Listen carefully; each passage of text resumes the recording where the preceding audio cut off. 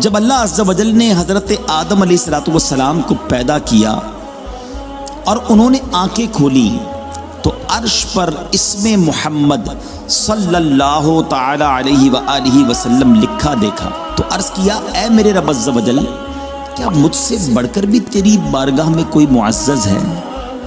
ارشاد باری ہوا ہاں، یہ نام تیری اولاد میں سے ایک نبی صلی اللہ تعالی علیہ وآلہ وسلم کا ہے جو تجھ سے بڑھ کر میرے ہاں معزز ہیں۔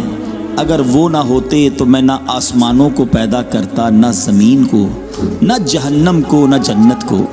پھر جب اللہ عز و جل نے ان کی پسلی سے حضرت حوا رضی اللہ تعالی عنہا کو پیدا کیا تو آدم علیہ السلام نے نگاہ اٹھا کر، ایک نئی مخلوق تھی حضرت حوا رضی اللہ تعالی عنہا، ابھی ان کی پیدائش ہی ہوئی تھی، تو انہوں نے اللہ تعالیٰ سے عرض کی، کیونکہ اللہ پاک نے آپ میں خواہش بھی پیدا کی تھی، تو انہوں نے عرض کیا یا الہی عز و جل، یہ کون ہے؟ فرمایا حوا رضی اللہ تعالی عنہا۔ تو آپ نے عرض کی کہ اے مولا، ان کو میرا جوڑ بنا دیجئے، یعنی ان سے میری شادی ہو جائے، نکاح ہو جائے۔ فرمایا تم اس کا مہر ادا کرو۔ حضرت آدم علیہ السلام نے عرض کیا کہ ان کا مہر کیا ہے؟ ارشاد فرمایا اس نام والے نبی پر 10 بار درود پاک بھیجنا۔ عرض کیا مولا ایسا کر لوں تو میرا جوڑا بن جائے گا؟ فرمایا ہاں۔ حضرت آدم علیہ السلام نے جناب محمد مصطفیٰ صلی اللہ تعالی علیہ وسلم پر 10 مرتبہ درود بھیجا۔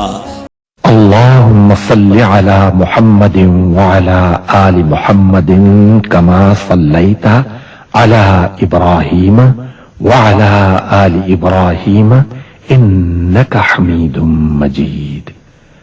اللهم بارك على محمد وعلى آل محمد كما باركت على إبراهيم وعلى آل إبراهيم انک حمید مجید۔ اور یہ تھا مہر حضرت حوا رضی اللہ تعالی عنہا کا۔